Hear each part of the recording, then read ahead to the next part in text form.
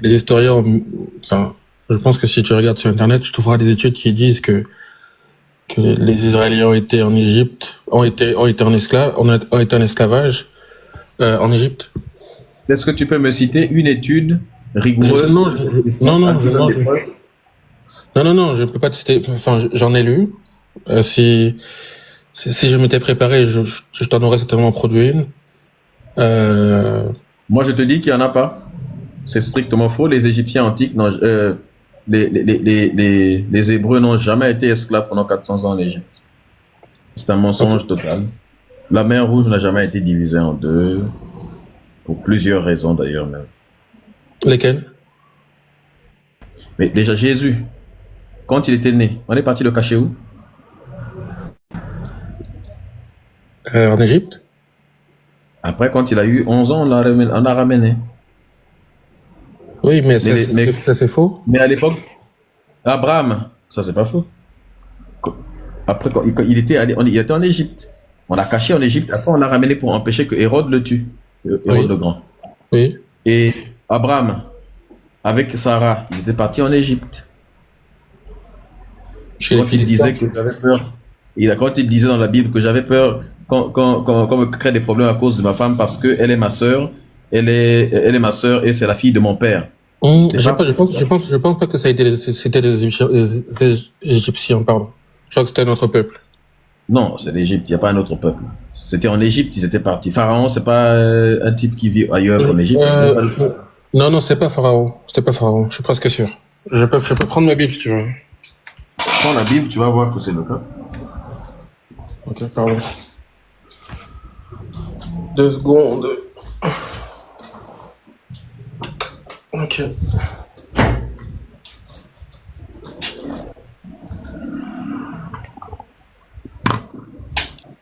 Alors. C'est Genèse chapitre 12, du verset 10 jusqu'à 20. Non, juge-en par toi-même, on va voir si c'est toi qui as raison ou si c'est moi. Genèse chapitre 12, verset 10 jusqu'à 20. Ok. Lis. Genèse 12. Oui, du verset 10 jusqu'au verset 20.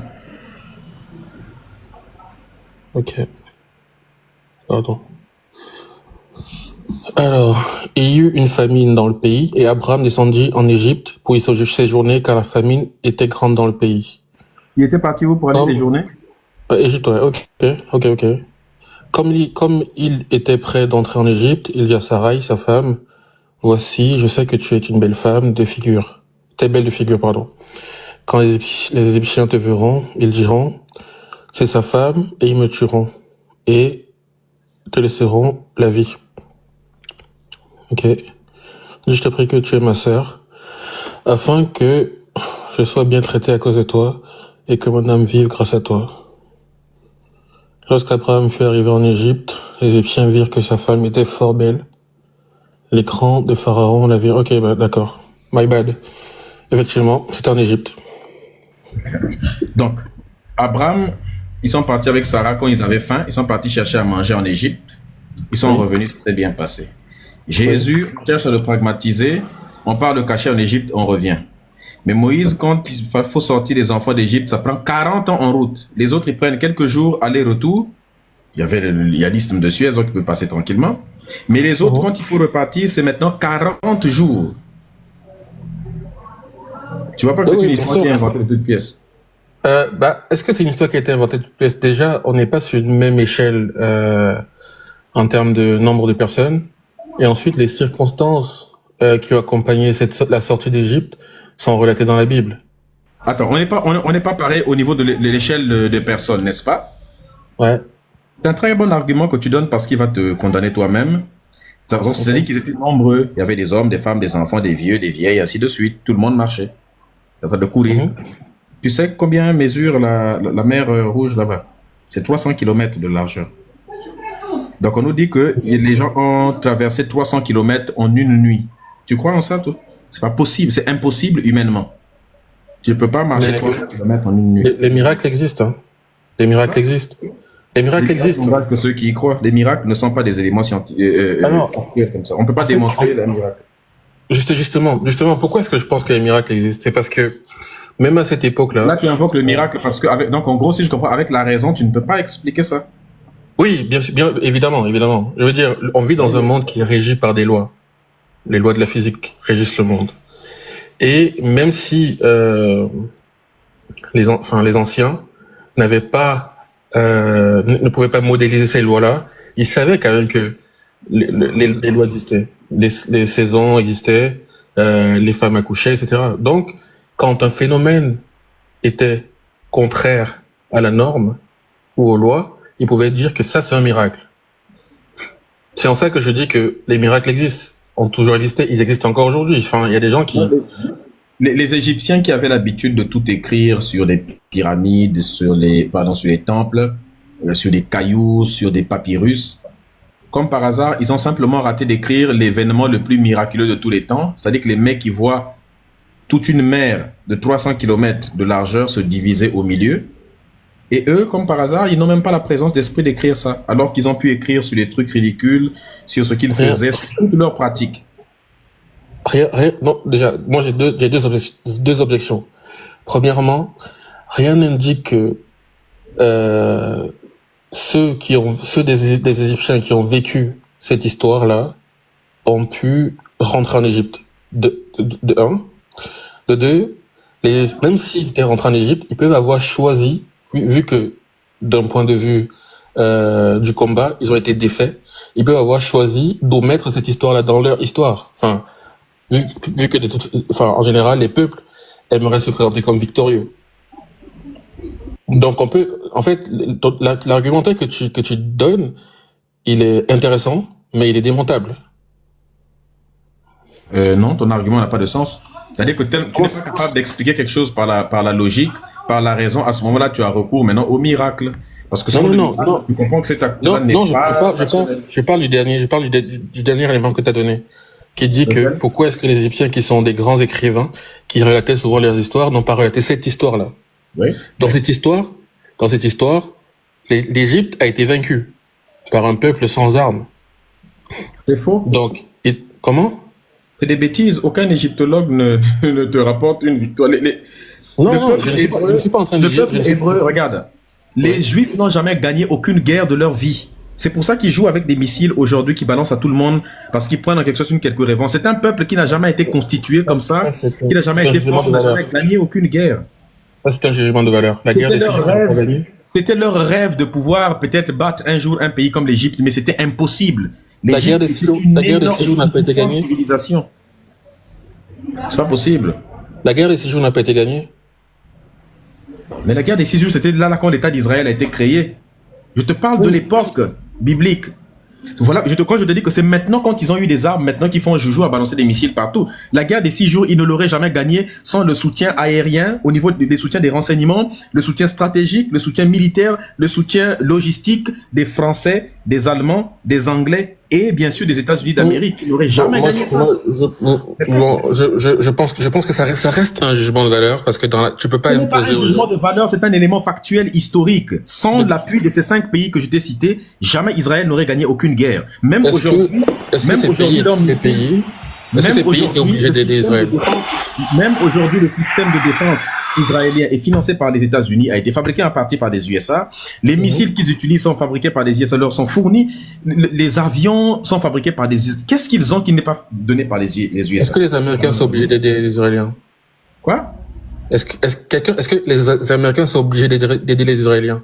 Bien sûr, à cause du ZOA et de l'AIPAC qui sont des lobbies juifs qui sont aux États-Unis. Bon, ok. La plupart des milliardaires américains qui financent les présidents américains sont des juifs. Par exemple, Sheldon Adelson a donné près d'un demi-milliard, près de 400 millions, n'est-ce pas, pour la campagne de Donald Trump, pour le financer dans les 2 tours, n'est-ce pas? Et lui, c'était un membre influent du ZOA, Zionist Organization of America. Tu penses qu'il a financé pour rien du tout? Oui, non, mais... Quand tu regardes le comportement de Trump envers Israël aujourd'hui, tu penses que c'est sorti du chapeau comme ça envers Netanyahou, sa proximité. Il a dit qu'il allait mettre fin au conflit israélo-palestinien. Quand il est venu là, il a dit je vais faire de la Palestine maintenant une station balnéaire. Donc si je te finance, j'attends une contrepartie. Quoi? Si je te finance, j'attends une contrepartie. Qui attend une contrepartie? Enfin, tu dis que les milliardaires juifs ont financé les campagnes du président Toi, tu américain. peux donner 400 millions. Toi, tu peux donner 400 millions à quelqu'un sans attendre une contrepartie. Non, mais donc si les États-Unis aident Israël, c'est en contrepartie de ce qui a été fait. Enfin, non, enfin, je veux dire, j'ai l'impression que tu es en train de dire que les États-Unis aident Israël pour rien. Non. Bien sûr. Donc une fois encore, ton argument ressemble à un Ce jugement sont de des valeur. riches. Les États-Unis, les banques, les États-Unis sont tenus par ce qu'on appelle la finance. Et donc par l'argent, le capitalisme. Les plus grands riches, donc par des hommes riches. Et dans un système capitaliste, le pouvoir se trouve auprès de ceux qui ont de l'argent. C'est eux qui font la pluie et le beau temps. Or, il se trouve que ceux qui ont de l'argent, ce sont les patrons des banques, les patrons des multinationales, c'est-à-dire des grandes entreprises. Et il se trouve que l'écrasante majorité de ces patrons, de ces ultra-riches, dans les États-Unis et dans les pays d'Occident, sont des familles du peuple élu. C'est un fait. Et c'est eux-là qui ont des lobbies tels que l'AIPAC, le NORPAC, le ZOA, qui sont des lobbies israéliens, qui sont, ils ne le cachent même pas. Et donc, est-ce qu'ils doivent s'excuser d'être riches? Oh. Est-ce que je t'ai dit que j'en veux à leur richesse de les excuser? Je te dis que quand on est riche, En fait, moi-même je te dis, écoute-moi, moi-même je te Oui. dis, écoute-moi d'abord, moi-même je te dis, si j'étais milliardaire, peu importe le pays dans lequel je serais à l'extérieur, je contribuerais à financer, si je peux transformer par exemple la France, si je suis milliardaire français, si je peux utiliser la France pour qu'elle finance le développement des pays africains, je vais utiliser la France pour financer les pays africains. Si je peux le faire de la même manière, si j'étais aux États-Unis, j'allais faire la même chose. C'est normal, Ok. quand on pense au développement de son peuple, d'utiliser un autre peuple, si possible, pour financer ton peuple à toi. Et même si Ok. c'est l'argent du contribuable français, je pourrais même utiliser l'argent du contribuable français pour financer l'Afrique s'il le faut. Ok, Parce que c'est ce d'accord. que la France a fait pour voler mon pays. Donc, en fait, tu n'es pas en train de faire une critique, tu fais juste un constat. C'est un constat. Ok, d'accord. Bon, on est d'accord alors. Ok. Si tu, on peut revenir sur l'histoire de la Bible. Donc moi, je dis tout à l'heure, ce que j'étais en train de dire, c'est l'argument selon lequel pourquoi les Égyptiens qui écrivaient tout sur des hiéroglyphes, les papyrus, n'ont pas écrit l'histoire de la traversée de la mer Rouge par le peuple juif. Moi, je t'ai dit que Seigneur Bamba est en live. Dites-lui si je peux déjà y aller. Allez lui demander si je peux déjà aller. Écrivez, est-ce que Médusa peut venir? Si c'est bon, vous venez me dire après quand on va terminer, j'irai là. Oui, excuse-moi de te couper. Non, pas de problème. Je disais que j'ai deux éléments qui peuvent être considérés. En fait, quand tu dis que les Juifs auraient dû écrire, ce n'est pas une condition suffisante. Elle peut être nécessaire, mais elle n'est pas suffisante. Je m'explique. Je sais. Je sais que c'est pas une condition qui est suffisante. C'est pour ça que je le mets au milieu de plusieurs arguments. Ce n'est pas le seul argument. C'est-à-dire que je l'ajoute comme un élément. S'il était seul, évidemment, ça n'aurait pas suffi pour en faire un argument. Même s'il est déjà, quand tu dis qu'il n'est pas suffisant, oui, il n'est pas suffisant, mais il est solide. Parce qu'un peuple qui a tout écrit, ils n'ont pas écrit quand tu dis oui, mais c'est parce qu'ils ont perdu. Non. Justement, de mon point de vue, il n'est pas suffisant. Pourquoi? Parce que Mais ils ont écrit quand ils ont perdu contre les Hyksos. Pourquoi ils écriraient pas s'ils ont perdu contre un autre peuple? Les Hyksos les ont attaqués, les Assyriens les ont attaqués, ils les ont écrits. Manéthon a écrit beaucoup de textes sur ça. Manéthon qui était un historien égyptien qui vivait en Égypte à l'époque. D'abord, grâce à ces textes, et il n'est pas le seul, il y a plein de récits égyptiens qui relatent les victoires et les pertes qu'ils ont subies et leurs échecs. C'était un peuple. Ok, mais est-ce que les récits égyptiens relatent toutes les batailles égyptiennes, pertes et victoires? Non. Quand on n'a pas de preuve de l'existence de quelque chose, on ne doit pas affirmer qu'il existe. Tu n'as pas de preuve de l'existence de cette bataille, mais tu veux que nous on accepte que c'est vrai. C'est-à-dire que je t'explique. Non, c'est pas ce que je suis en train de dire. Non, absolument pas. Non, si, c'est ce que tu dis, parce que pour avoir, moi je te dis que l'Égypte antique a écrit ses victoires et ses défaites. Maintenant, en dehors de ses victoires et ses défaites qu'il a écrites, si tu prétends qu'il y a une autre défaite qu'il aurait dû écrire mais qu'il n'a pas écrit, à ce moment-là, il faut le démontrer. Mais le problème, c'est que aucune fouille archéologique, aucun élément historique, scientifique ne peut prouver que les Égyptiens ont été 400 ans là-bas. C'est faux déjà. Je peux te donner plusieurs raisons pour lesquelles c'est faux. Ils ne pouvaient pas être enfermés là-bas 400 ans. Et en plus de ça, ils n'ont pas divisé la mer en deux pour entrer. Je t'ai donné des éléments. Les mecs pouvaient traverser à chaque fois, Abraham, à chaque fois, a pu traverser pour entrer, même si c'est un personnage fictif, mais admettons que c'est vrai cette histoire-là. Il a pu partir et revenir. Jésus, un autre personnage fictif, a pu partir et revenir, mais les autres personnages fictifs, qui sont les 400, les Juifs qui étaient maintenus pendant 400 ans, soi-disant, en esclavage, et Moïse, avec Moïse, n'est-ce pas, autre personnage fictif, eux, maintenant, pour traverser, ils leur font 400 ans d'esclavage. Pardon, il faut 40 ans. Frère, 40 années. Je pense qu'ils ont un peu abusé. Ils auraient dit 40 jours. Ok. Mais 40 ans en route, quand même. Même aujourd'hui, les Gazaouis sont en train de se faire bombarder par Israël. Beaucoup de gens quittent Israël là-bas. Beaucoup de Gazaouis quittent là-bas et ils marchent, ils traversent le Sinaï à pied. Ils partent immigrer en Égypte à pied. Si bien que l'Égypte, ils sont même obligés de mettre une frontière. Mais à l'époque de Moïse, donc il démontre aujourd'hui qu'il est possible de traverser. Mais Moïse, à l'époque, lui, ne pouvait pas faire ce que les Palestiniens sont capables de faire aujourd'hui à pied. Lui, il fallait qu'il fasse 40 ans. Pourquoi les Gazaouis ne font pas 40 ans en route? Non, mais si par déjà, le récit qui est relaté est relatif à une relation entre le peuple juif et leur Dieu, d'accord? Et le texte, on va dire que comment dire, c'est un argument circulaire de vouloir expliquer un texte biblique par ce que dit la Bible. Bien sûr que c'est circulaire. Ce sera toujours le cas. Cette relation-là, quand on lit ces passages, on voit que la relation entre Dieu et le peuple juif a souvent été, comment dire, une relation dans laquelle, je dirais pas qu'elle était conflictuelle, mais c'est une relation dans laquelle Dieu voulait, d'un point de vue de la Bible encore, enseigner des éléments au peuple juif. Et donc, il est tout à fait possible qu'il les ait fait tourner en rond. On peut tourner en rond et passer du temps, alors sur un trajet pour lequel on sera allé en ligne droite et on sera arrivé rapidement. Donc, moi, je ne pense pas qu'ils aient fait 40 ans, 500 ans ou rend l'histoire caduque. À aucun moment il n'est dit que les Israéliens sont partis en ligne droite du peuple d'Égypte vers la terre promise et ils ont fait 400 ans ou 40 ans.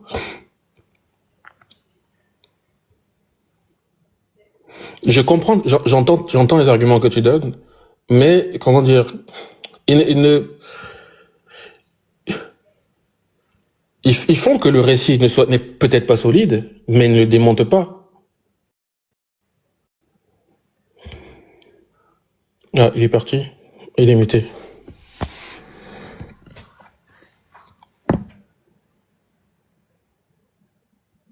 Comment ça, Schummermeyer?